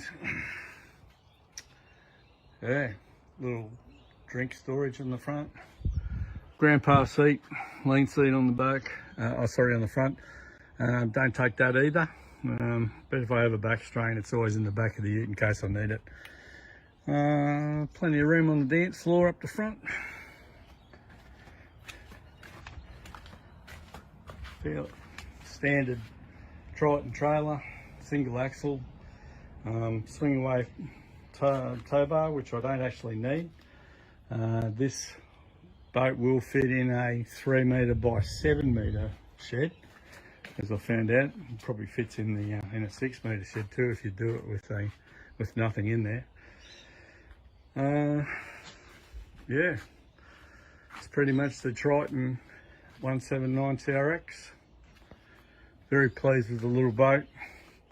It's good for me. happy with it. Even happier with this big black Merkel on the back, the 115 Pro XS Optimax. Pushed it along just nicely and couldn't be happier. Thanks, guys. Thanks for that, G. Yeah, big bloody legend there, showing us through his pride and joy, his latest Triton Mercury combo there. Big thanks, of course, to Mercury as well for supplying some of the merch. A couple of caps there going to UG and Mercury, great sponsor of ABT. The Mercury bonuses happen every year. Mercury Cup happens every year without fail. The discussion between us and Mercury about do you want to sponsor ABT goes for about half a second and bang, they're in again. So great company to deal with. Now, I've got some prize winners here at the moment. Now, listen up. You're going to need to send us a message on our Australian Bass Tournaments Facebook page with your addresses, please. And this first one, Dean O'Connor from Harvey Bay, I need your shirt size as well because I'm going to have to give you an ABT jersey of the right size there. So let us know your shirt size, Dean O'Connor from Harvey Bay. You are that winner. The winner of the Keitech awesome hat full of gear here. There's plenty of baits in there. And I know Nicole picked this out because it's hard to pronounce. Tristan Zilowski. He likes a Swing Impact 3-inch green, pumpkin or watermelon. Good on you, Tristan. Good to have a choice there, mate, but you don't have to have a choice. You can have all of these fellas here. Tristan, I want you to send us your address as well, and we are going to get these Keitech kit on the way to you. And, of course, the cruel question of the night was how much did Fordy lose the grand final by? And let's not face it, he didn't lose it. Dane Price won it. Dane Price caught the fish he needed to get the job done and win $15,000 cash. But 40 grams back, hey, that was 40. And Brian Wiltshire, you're the man who picked that out for us. So Brian Wiltshire, if you can send us a message to the ABT Facebook page with your address, etc., we are going to get that stuff out to you ASAP. Now, some people ask me, how much more memorabilia and all that sort of crap have you got? Well, I've got massive big bags of it here that I've kept all the way through. I've got original old Eco Gear jerseys. I've got hoodies from AFC. I've got bits and pieces in here like this is an old Team Aerogard hat. I've got Season 1 Mercury jerseys. I've got all sorts of stuff. I've got original Fishing Monthly jerseys. I've got the original jersey that I won the grand final with in 2009 in there. But there's not just one bag of them. There are bags and bags and bags of them. That's an old original, another 2 original Hog's Breath Cafe jerseys there. So come at us, coronavirus. You can lock us down as long as you like, mate. I've got enough merchandise to keep this stuff going for ages. So thank you very much to everyone who's entered those competitions tonight. The feedback has been excellent. I don't think Nicole's had to ban anyone tonight. Nicole, everyone's got the thumbs up? No, very well behaved tonight. But we have one segment left to go tonight, and he is the Yoda of ABT fishing. In the early days, you could not beat him on a bass tournament, and he did it all with a fly rod, basically. His name's John Schofield, and I caught up with him. I had so much good material, I had to run it over 2 weeks. Here's the second part of my time with ABT and AFC legend, John Schofield.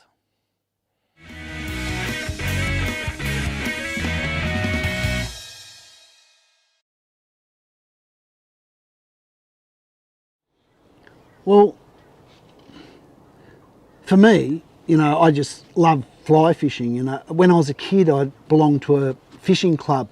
There was all these old ancient dudes, they probably weren't that old, but at the time they seemed, and they fly fished, but I wasn't in a situation where I could have a fly. So I always wanted to do it. And so there's a love there for fly fishing. It's a bit different to me. Like a lot of people, say, oh, I don't like it, it's too boring or whatever. But especially in a tough tournament, to me, it doesn't make much sense to throw a spinnerbait, say, 100 casts and catch nothing, or wait for a fly to sink down and catch a fish. So I don't know. There's benefits in being patient, but I think that it's effective,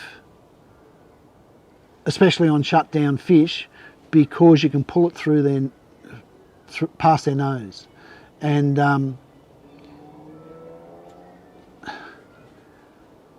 what I would do would find a good school. on a ledge or point or wherever, and I'd pretty much stay on those fish and wouldn't move around if, you know, because what I found is that through fly fishing and through anchoring, people say you don't need to anchor, but when it's tough and you really need to get the bite, anchoring is important, trust me. It might be a pain in the ass, but it's important. If the fish are active, there's no need to anchor, you know. But learning to count your fly line down is really important. And after a bit of practice, you can tell where your fly is. You can count that fly down and see it on the sounder. Yep, it's just above the fish, and get the bite time after time. So it's once you know your sink rate, it's accurate in that sense. I think all it really takes is someone to win a tournament, or a few guys, you know, work out that they're biting on fly, and then you'll find that a lot of people will regain interest or gain interest in fly fishing. It's a shame they don't make the striper tape. Scientific angler don't make the striper taper anymore, because that was truly a weapon, that line. But I'm sure there's others out there. I've lost sort of touch with that, but it's certainly an effective way of catching fish. Here's this truth telling. I have no idea. I've imagined that it was a shrimp of some sort, but the truth is I don't know. What I do know is, more than any other fly, and trust me, I've tried thousands, they eat the bass vampire. Why? I don't know. There's another fly I tie that is, I think, is more like a mud-eye, and I fish it differently, like on a slow sort of draw. The vampire, pardon me, the vampire, I believe, fishes best on short, hard, short and sharp as you can, and then a pause, and varying the length of pause. But in all fishing, the fish tell you what they want, and that's where you've got to be open. You know, with say barra fishing, a really hard jerk might be the way to go a lot of the time, and that's probably what I tend to believe. But sometimes you can throw the same lure out and just do a real slow roll, and you'll get onto a bite. You know, they tell you what they want. The vampire has caught a lot of fish. I remember when we were in Mexico, bone fishing, you and I was with a guide, and I was dying. I'd tied some vampires up, and the guide, no, not that one, too spooky, no, this one. Oh, okay. And he was right, but as soon as he left, on went the vampire. I cast it out, and these fish just launched at it, and I'm thinking, too spooky my ass, you know.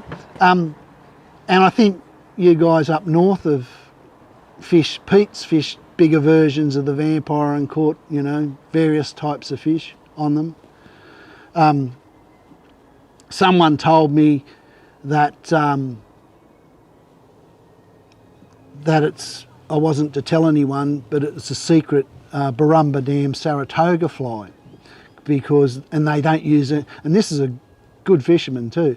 He reckons he doesn't use anything else anymore, so I've never really used it on the Saratoga.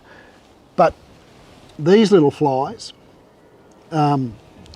Les's leech, tied by Les James, and with a bit of valuable input from Gordon McDonald from the tackle warehouse.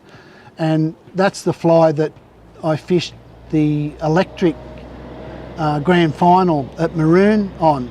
And Jason won it, and he, from memory, he caught 16 legal fish for that weekend. I caught, I reckon, over 150, all on that fly. But I found it is an exceptional fly for Saratoga in both colours, but and black as well for Saratoga.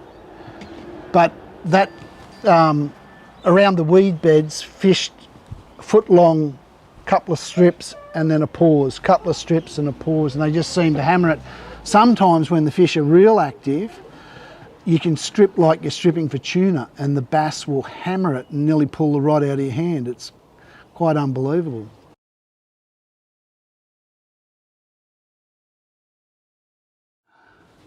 Wow.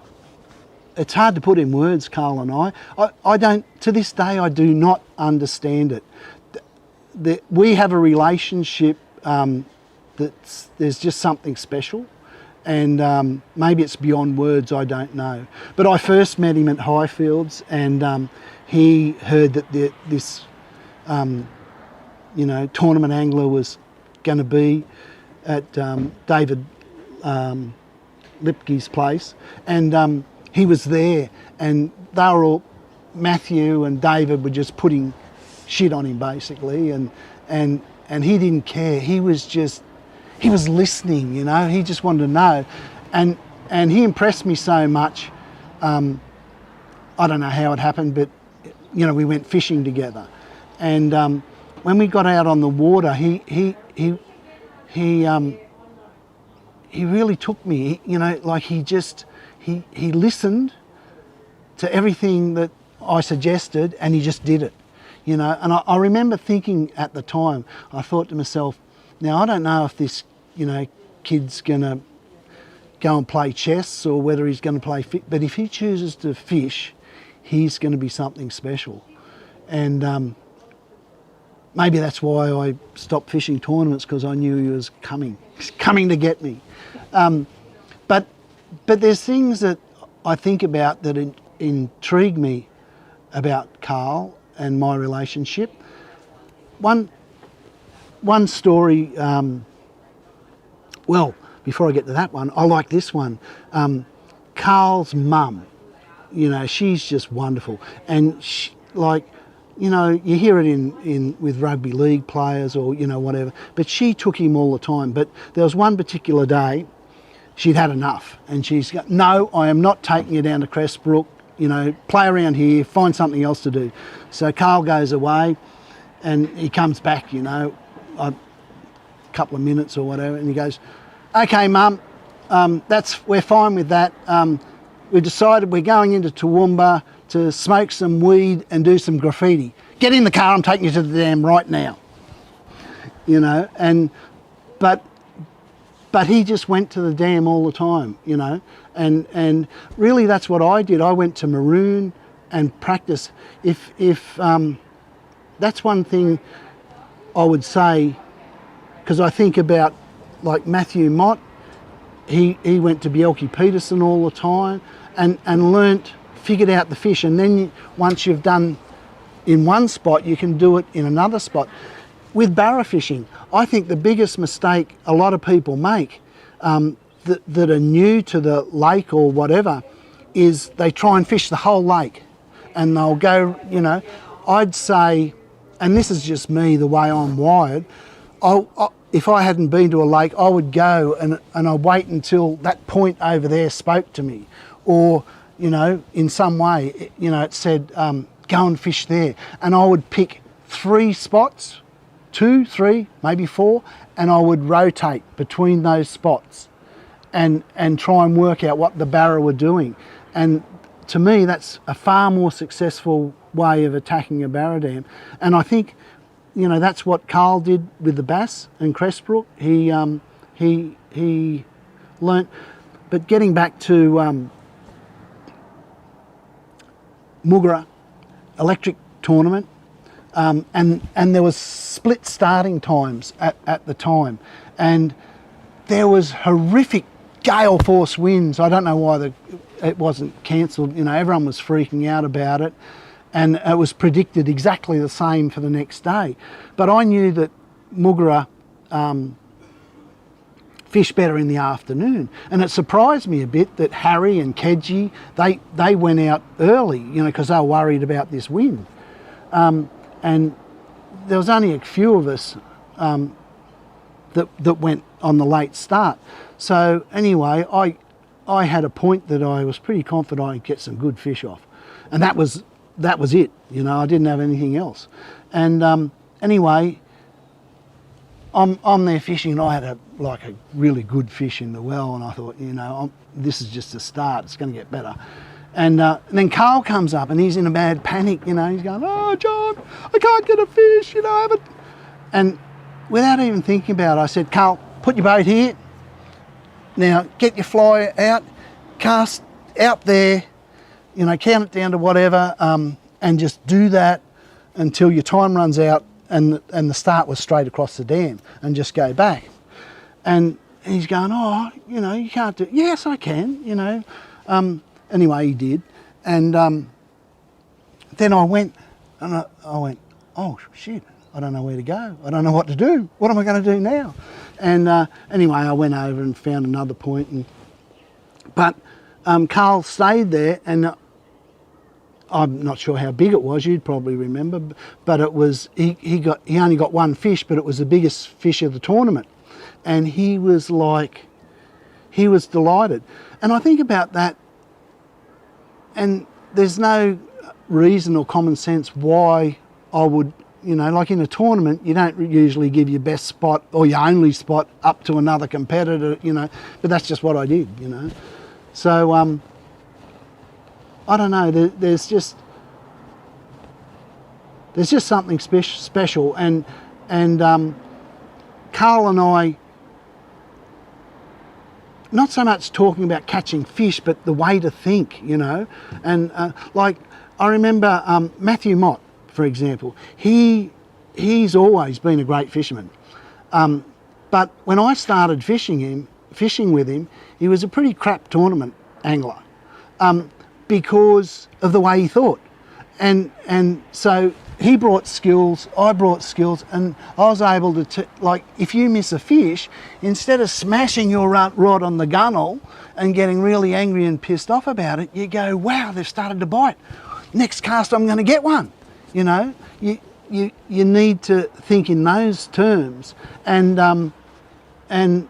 Matthew, you know, anyone can do it. You know, it's important to watch your thoughts. And it amazes me, I've fished in grand finals, and my non-boater in the grand final has been talking about his car payments and the fight he had with his missus, and that it probably could storm in the evening and we'll have to get off the water early. And I'm thinking to myself, like, we're here to catch fish. Focus on that. Like, how can you focus on, you know? So to me, it's really important to what you think and how you perceive things. And if someone else catches a fish, that's a good sign. You know, you're the next one that's going to get a bite.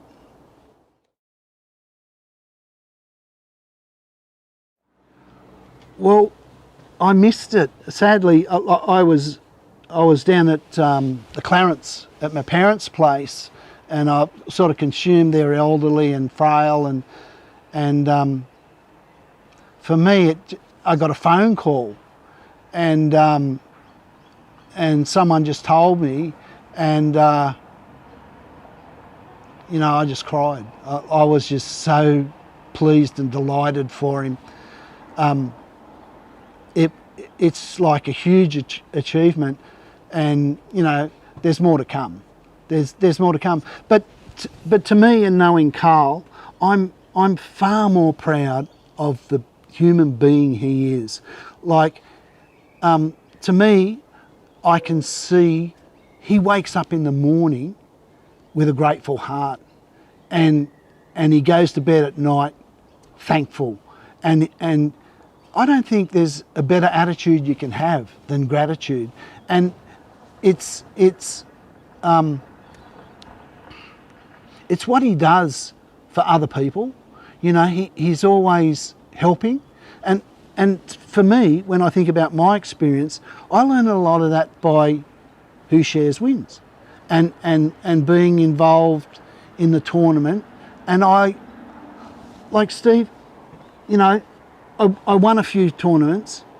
Sitting here right now, I've got vague memories of what it actually feels like, and get up there and go, I beat you all, you know, or, you know, I'm the champion, or whatever. But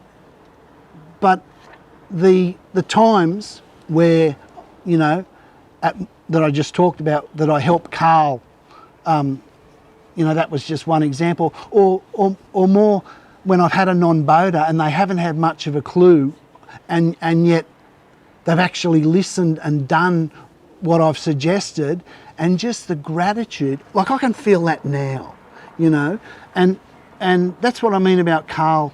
He, apart from his fishing achievements, just the life he's living is just something special. And you know, to me, it doesn't matter what games we play, or what castles we build or don't build. In the end, what really matters is how we've cared for one another. And to me, that's what I'm most proud with Carl. And, you know, you can see it, his whole family, you know, the people he associates with, you know, they're all bringing love to the world. And we need it, you know. Well, as Nicole's counting me down here into the final segment, I've got all of the prize winners packed. Well done, guys. You were well on the ball tonight, and we got all your addresses there, including a second version from Tony Robinson, where I managed to lose the first. There is the AFC jersey going in there and heading off to Glenorchy down in Tasmania. What a great place of the year, and it comes in a winter. You might want to put that on, keep you warm, mate. But thank you very much, John Schofield, for catching up with us, spending a little bit of time with us. I know you can sit there listening to John talk for hours, and he was pivotal in the early days of being the very first, you know, high money winning angler on the circuit. We're sort of done for tonight. We've given away plenty of prizes. I'm just waiting for Brian Wiltshire to get in touch with me for the AFC DVDs. Once, Brian, you've sent me those pictures. If you know him, tag him. Let him know we're chasing his details, and we're going to get those prizes to him. But as the room clearer that I like to run every week, this week it's a bit of a memory from last year's Daiwa Australian Open. Big question is it a brim or a kingy? We'll catch you next week.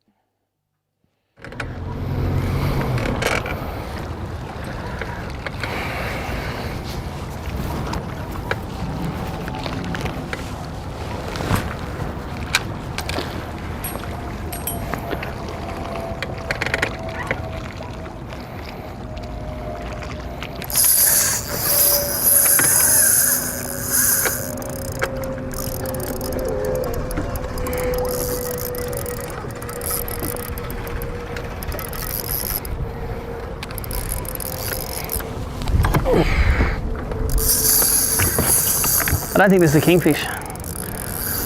Actually, I don't think, it didn't hit like a kingfish. But now it's fighting like a kingfish.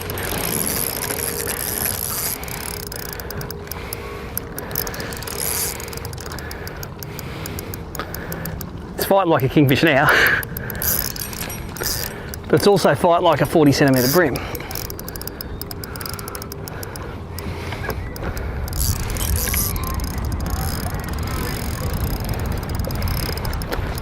Like it, the retrieve was a brim retrieve, wasn't it? Yeah, it was. That's sort of going like a kingy now, though. Yeah. Do you risk it, though? I'm fighting it. Although it's probably acting more like a kingfish now. Since it's way over the other side of that boat. I'm probably saying it's not a brim anymore.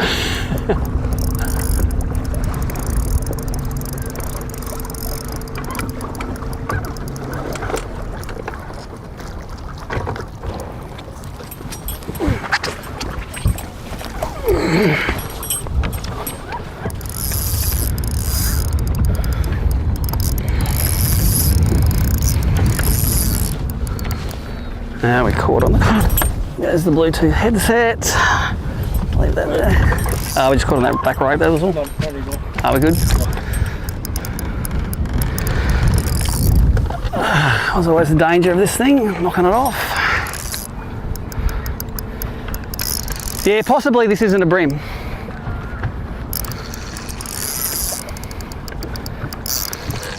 Geez, he ate it on a slow crank though. The first couple of runs felt like a brim. Oh yeah, they felt like a big brim, and it was like stopped and shook his head, you know.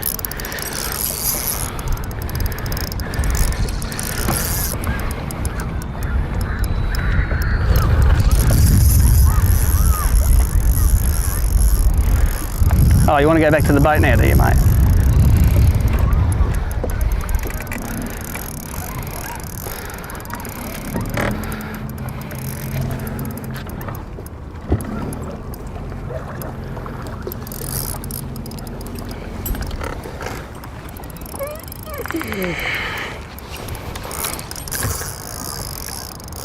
It's amazing the hurt you can put on 3 pound, eh? I'm surprised it's lasted so long. Yeah. I'm surprised it lasted under that boat. You reckon you rubbed it up against the hull? I'll back the drag off, so I put the rod under the water. I don't reckon it, and even if it does touch it, if it's not under much pressure, it doesn't damage the line. Now the question is, are brim like 50 centimetres long and have yellow tails? They're usually blue and look like cylinders as well. Yeah, mate. I wouldn't mind my lure back. That's it. I've got 6 of them. It'll last me 3 days. It's got to come out of Jamie's bucket now. Yeah, all 3 of them already come out of jail. I want to get this back for Jamie. Because if I lose this, he's not getting any.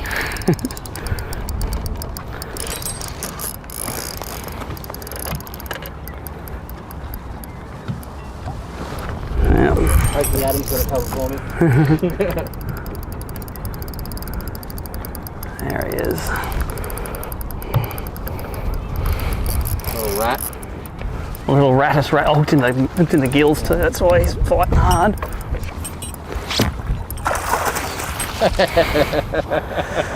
Little rat. That shows you what the... What's up, mate? Had your chance, mate. I don't even know how to hold a kingfish. That's not even working. This is working though.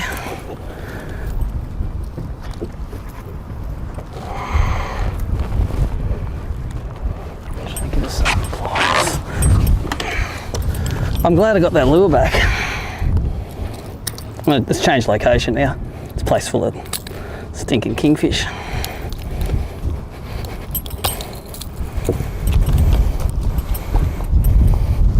Yeah. That's not going. That's pretty cool. If I pulled on a brim that hard, I definitely would have broken it.